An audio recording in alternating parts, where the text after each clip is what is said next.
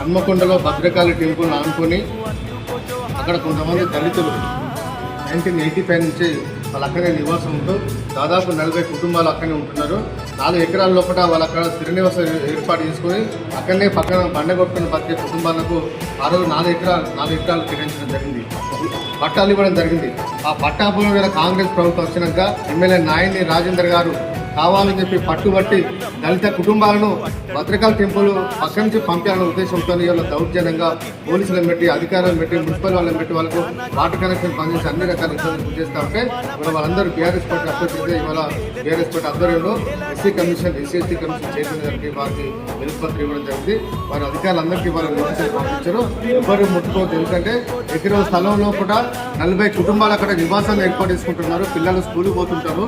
ప్రతిరోజు పోలీసులు వెళ్ళడం, అధికారులు వెళ్ళడం, కరెంటు కట్ చేయడం వల్ల స్ట్రీట్ లైట్లు బంద్ చేయడం వల్ల అక్కడ పిల్లలు కానీ వాళ్ళ కుటుంబ సభ్యులు అందరూ ఇబ్బంది పడుతున్నారు. కాంగ్రెస్ పార్టీ పాలనలో ప్రజాపాలన అని చెప్పి ఇవాళ ప్రజలు ఇవాళ వేధిస్తూ ఉన్నారు. దళిత కుటుంబాలను వేధించడానికి ఇవాళ కాంగ్రెస్ పార్టీ అధికారంలోకి వచ్చిందా? ఇవాళ దళితుల భూములు గుంజుకోవడానికి కాంగ్రెస్ పార్టీ అధికారంలోకి వచ్చిందని చెప్పి ఇవాళ మేము ప్రశ్నిస్తూ ఉన్నాం. ఎన్నికల ముందు దళితులకు సంబంధించిన అన్ని భూములలో కూడా అసెంబ్లీలకు వాళ్ళకే పట్టాలు ఇస్తామని చెప్పిన మాట్లాడిన కాంగ్రెస్ ప్రభుత్వం ఇవాళ రేవంత్ రెడ్డి గారి నాయకత్వంలో ఇవాళ భూములను గుంజుకొని 40 కుటుంబాలు ఇవాళ రోడ్డు మీద పడేసే కార్యక్రమాన్ని చేపట్టడం.